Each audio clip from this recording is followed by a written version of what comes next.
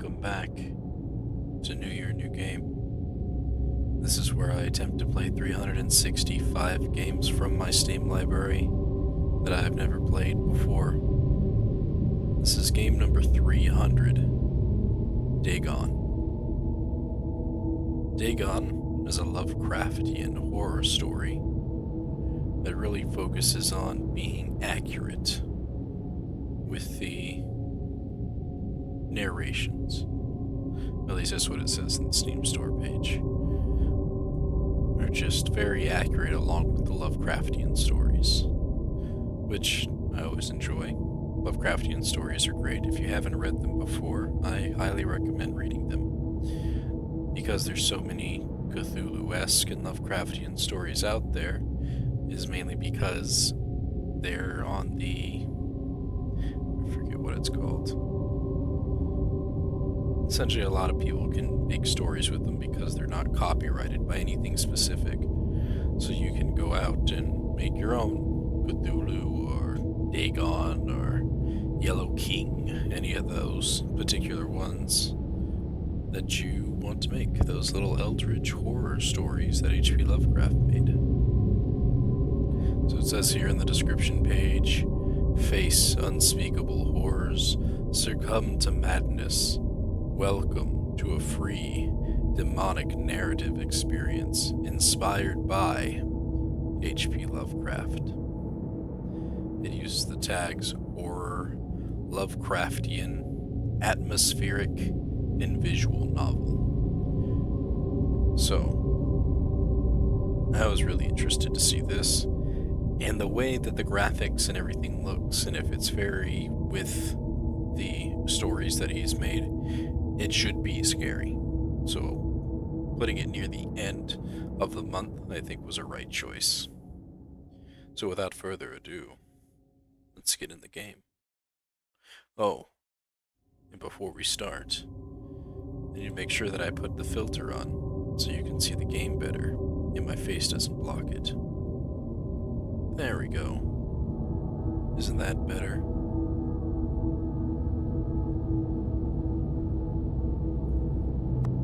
Alright, let's start. Dagon is a faithful, interactive adaptation of H.P. Lovecraft's work, focused on story and atmosphere. You will not find difficult choices, action sequences, or inventory management here, and movement is limited to progressing through locations along with the plot. So there's something. I am writing this under an appreciable mental strain, since by tonight I shall be no more.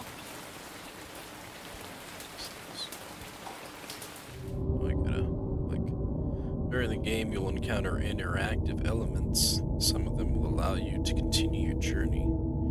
Others reveal interesting facts about the original short story, its historical background, and the author. Some of the trivia is hidden. In order to find these secrets, focus your eyes and look for the elder signs.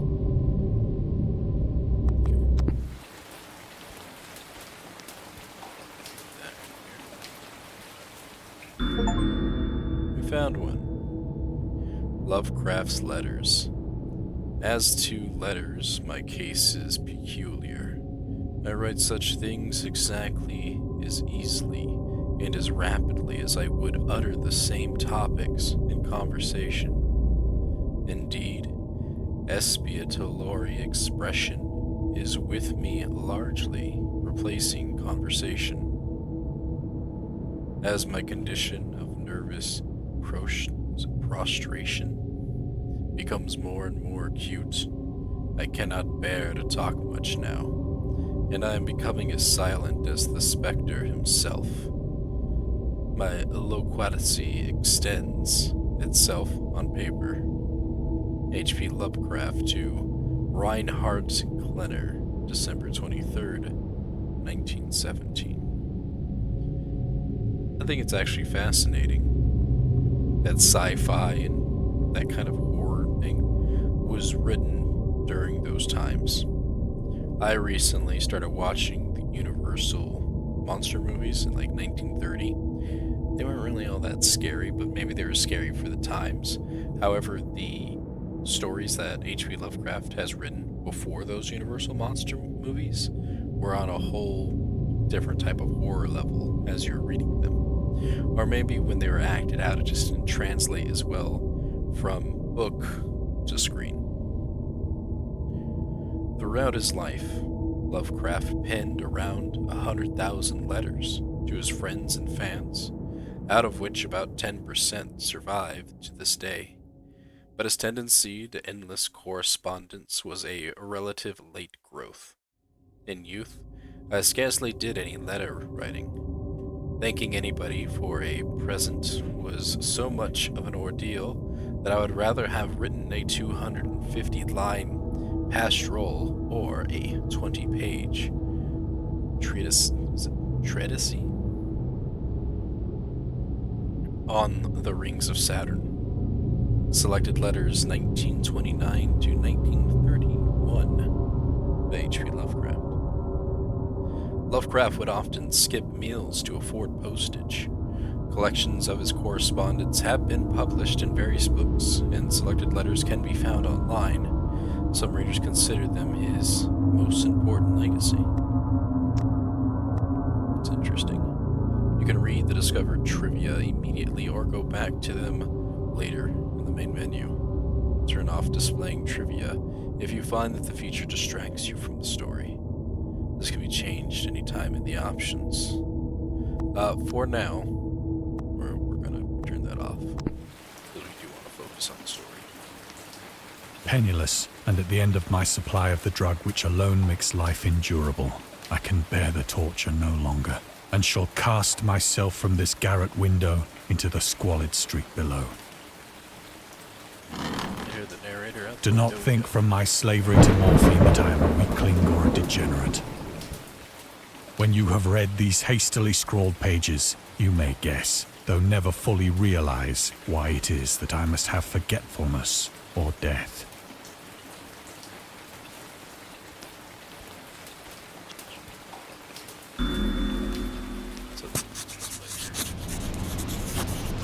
It was in one of the most open and least frequented parts of the broad Pacific that the packet of which I was supercargo fell a victim to the German sea raider.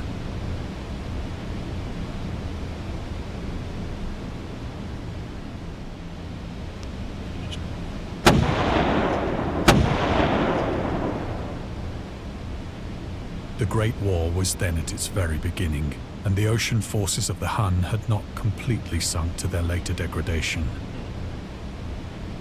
So that our vessel was made a legitimate prize, whilst we of her crew were treated with all the fairness and consideration due us as naval prisoners.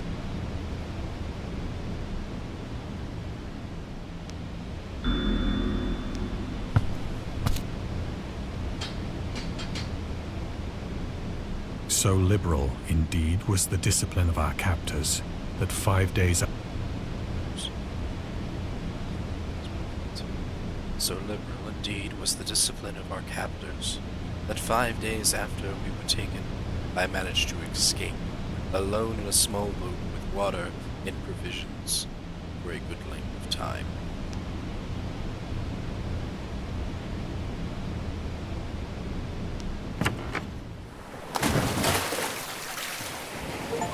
When I finally found myself adrift and free, I had but little idea of my surroundings. Never a competent navigator, I could only guess vaguely by the sun and stars that I was somewhat south of the equator. Of the longitude, I knew nothing, and no island or coastline was in sight.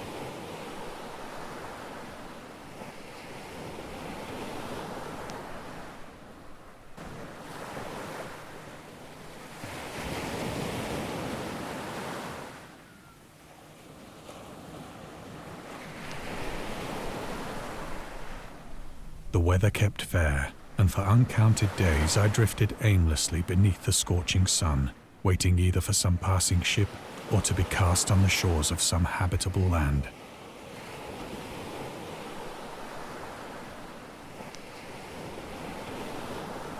But neither ship nor land appeared, and I began to despair in my solitude upon the heaving vastness of unbroken blue. The change happened whilst I slept. Its details I shall never know, for my slumber, though troubled and dream-infested, was continuous.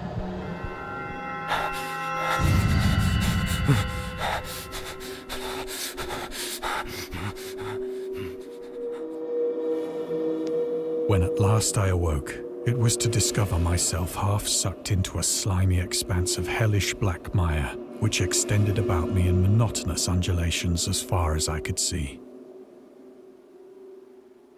and in which my boat lay grounded some distance away. Though one might well imagine that my first sensation would be of wonder at so prodigious and unexpected a transformation of scenery, I was in reality more horrified than astonished. For there was in the air and in the rotting soil a sinister quality which chilled me to the very core. The region was putrid with the carcasses of decaying fish and of other less describable things which I saw protruding from the nasty mud of the unending plain. Perhaps I should not hope to convey in mere words the unutterable hideousness that can dwell in absolute silence and barren immensity. There was nothing within hearing and nothing in sight save a vast reach of black slime. Yet the very completeness of the stillness and the homogeneity of the landscape oppressed me with a nauseating fear. The sun was blazing down from a sky which seemed to me almost black in its cloudless cruelty, as though reflecting the inky marsh beneath my feet.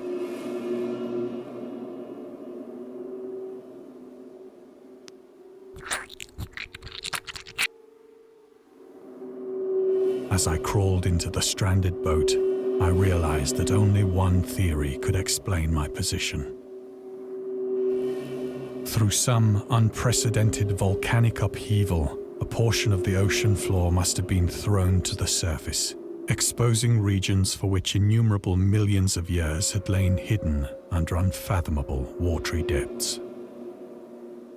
So great was the extent of the new land which had risen beneath me that I could not detect the faintest noise of the surging ocean, straining my ears as I might. Nor were there any seafowl to prey upon the dead things.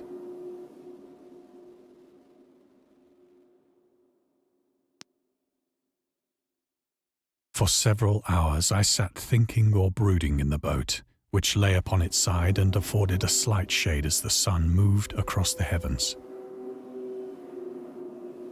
As the day progressed, the ground lost some of its stickiness and seemed likely to dry sufficiently for traveling purposes in a short time. That night I slept but little, and the next day I made for myself a pack containing food and water, preparatory to an overland journey in search of the vanished sea and possible rescue.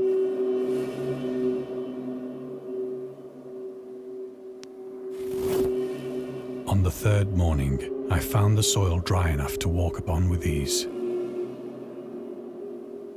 The odor of the fish was maddening, but I was too much concerned with graver things to mind so slight an evil, and set out boldly for an unknown goal.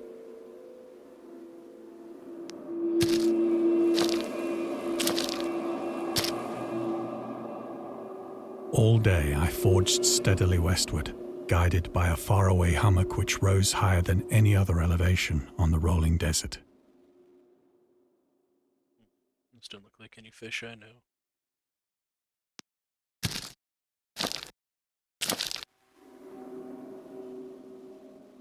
And that one does.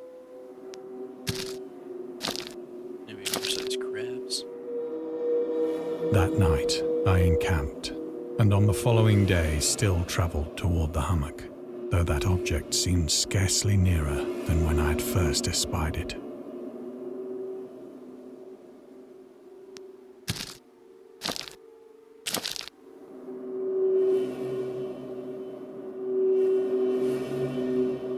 By the fourth evening, I attained the base of the mound, which turned out to be much higher than it had appeared from a distance. an intervening valley setting it out in sharper relief from the general surface. Too weary to ascend, I slept in the shadow of the hill. I know not why my dreams were so wild that night, but ere the waning and fantastically gibbous moon had risen far above the eastern plain, I was awake in a cold perspiration, determined to sleep no more. Such visions as I had experienced were too much for me to endure again. And in the glow of the moon I saw how unwise I had been to travel by day. Without the glare of the parching sun, my journey would have cost me less energy. Indeed, I now felt quite able to perform the ascent which had deterred me at sunset. Picking up my pack, I started for the crest of the eminence.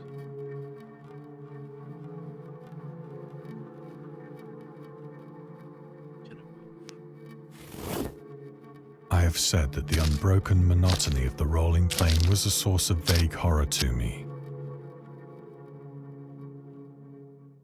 But I think my horror was greater when I gained the summit of the mound and looked down the other side into an immeasurable pit or canyon,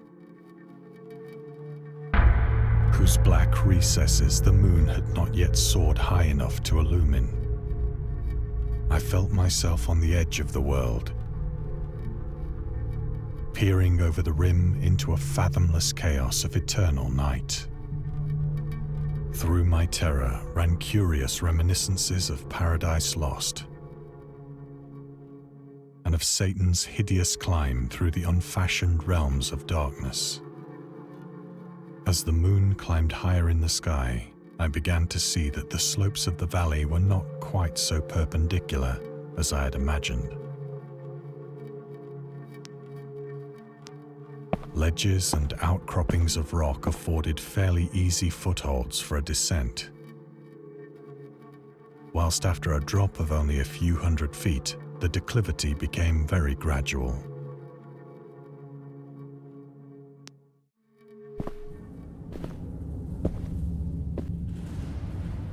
Urged on by an impulse which I cannot definitely analyze, I scrambled with difficulty down the rocks and stood on the gentler slope beneath, gazing into the Stygian deeps where no light had yet penetrated. All at once, my attention was captured by a vast and singular object on the opposite slope, which rose steeply about 100 yards ahead of me. An object that gleamed whitely in the newly bestowed rays of the ascending moon.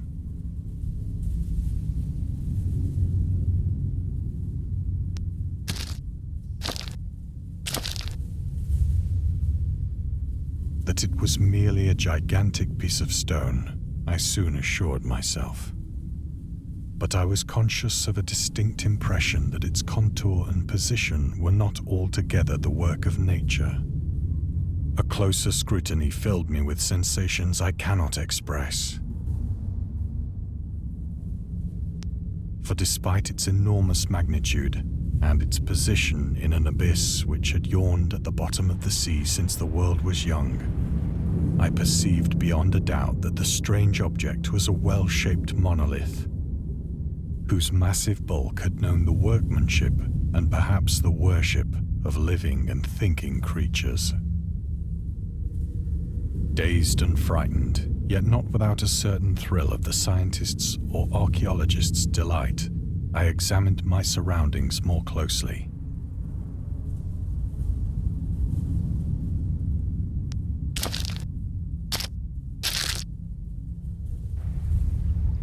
The moon, now near the zenith, shone weirdly and vividly above the towering steeps that hemmed in the chasm,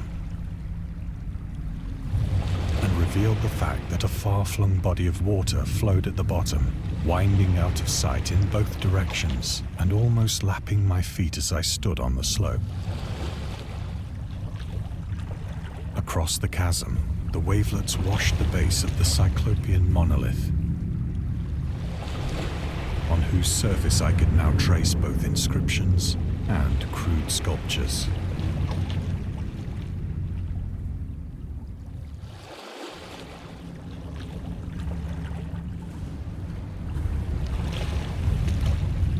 The writing was in a system of hieroglyphics unknown to me and unlike anything I'd ever seen in books. Consisting for the most part of conventionalized aquatic symbols such as fishes, eels, octopi, crustaceans, mollusks, whales, and the like.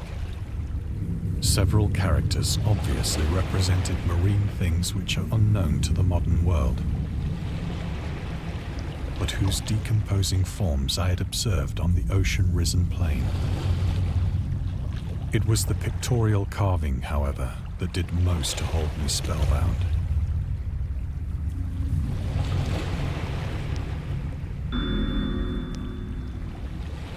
Plainly visible across the intervening water on account of their enormous size were an array of bas-reliefs whose subjects would have excited the envy of a Doré. I think that these things were supposed to depict men, at least a certain sort of men, though the creatures were shown disporting like fishes in the waters of some marine grotto, or paying homage at some monolithic shrine which appeared to be under the waves as well. Of their faces and forms I dare not speak in detail, for the mere remembrance makes me grow faint. Grotesque beyond the imagination of a Poe or a Bulwer. They were damnably human in general outline, despite webbed hands and feet, shockingly wide and flabby lips, glassy, bulging eyes, and other features less pleasant to recall. Curiously enough, they seem to have been chiseled badly out of proportion with their scenic background. For one of the creatures was shown in the act of killing a whale, represented as but little larger than himself. I remarked, as I say, their grotesqueness and strange size, but in a moment decided that they were merely the imaginary gods of some primitive fishing or seafaring tribe. Some tribe whose last descendant had perished eras before the first ancestor of the Piltdown or Neanderthal man was born.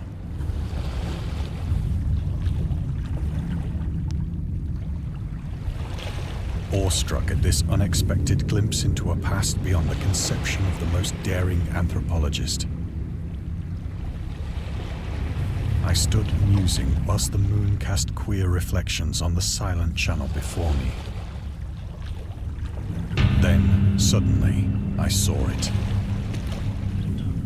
With only a slight churning to mark its rise to the surface, the thing slid into view above the dark waters.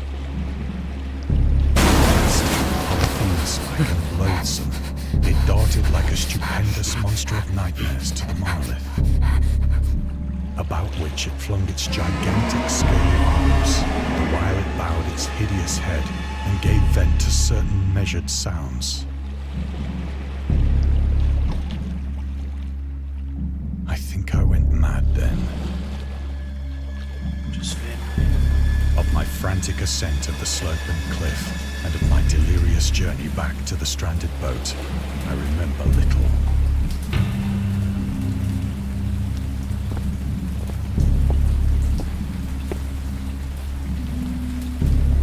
I believe I sang a great deal and laughed oddly when I was unable to sing.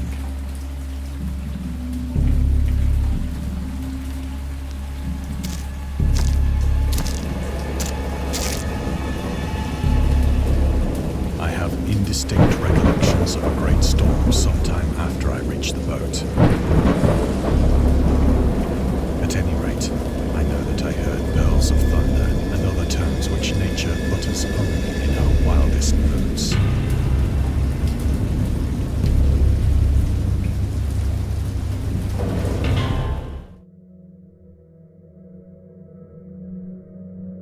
When I came out of the shadows, I was in a San Francisco hospital, brought thither by the captain of the American ship which had picked up my boat in mid-ocean. In my delirium, I had said much, but found that my words had been given scant attention. Of any land upheaval in the Pacific, my rescuers knew nothing. nor did I deem it necessary to insist upon a thing which I knew they could not believe.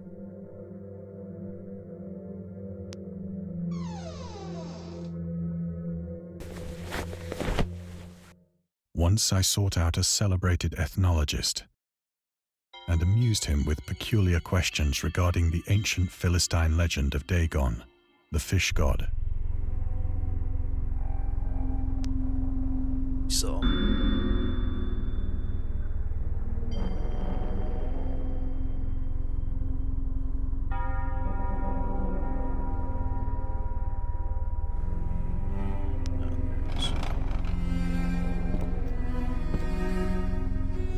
But soon perceiving that he was hopelessly conventional, I did not press my inquiries.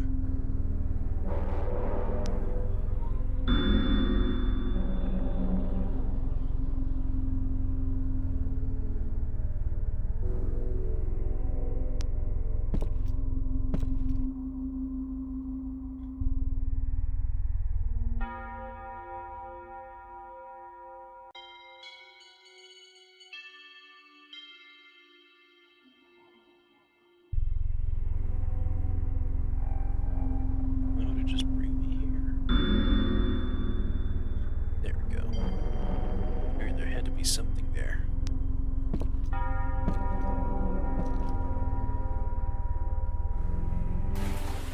It is at night, especially when the moon is gibbous and waning, that I see the thing.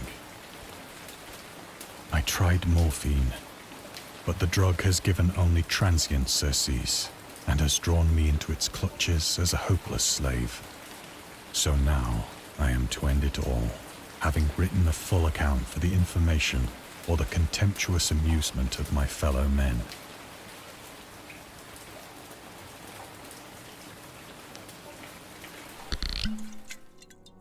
Often, I ask myself if it could not all have been a pure phantasm, a mere freak of fever as I lay sun-stricken and raving in the open boat after my escape from the German man-of-war. This I ask myself, but ever does there come before me a hideously vivid vision in reply. I cannot think of the deep sea without shuddering at the nameless things that may at this very moment be crawling and floundering on its slimy bed, worshipping their ancient stone idols and carving their own detestable likenesses on submarine obelisks of water-soaked granite. I dream of a day when they may rise above the billows to drag down into their reeking talons the remnants of puny, war-exhausted mankind. Of a day when the land shall sink and the dark ocean shall ascend amidst universal pandemonium.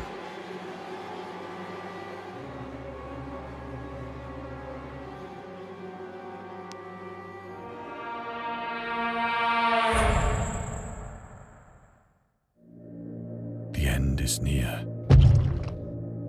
I hear a noise at the door, as of some immense slippery body lumbering against it.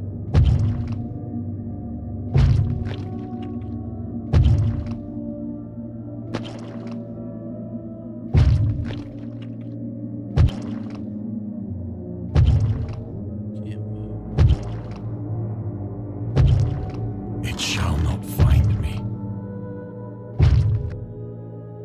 Oh no, it found us. God, that hand!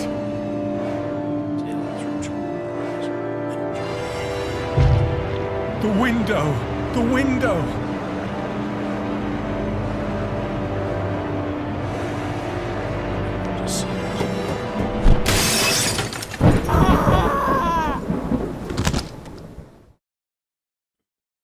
The crack sound at the end.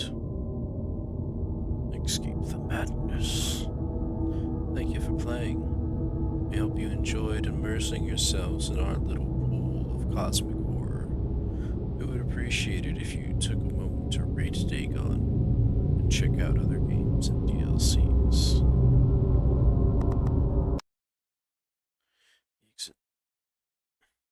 I do have a DLC.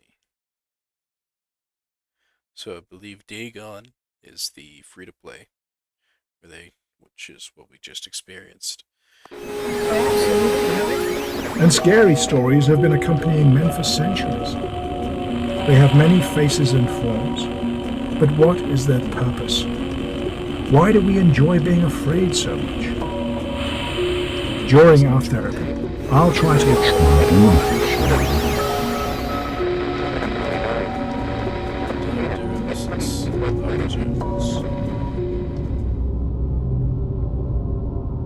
Are you interested?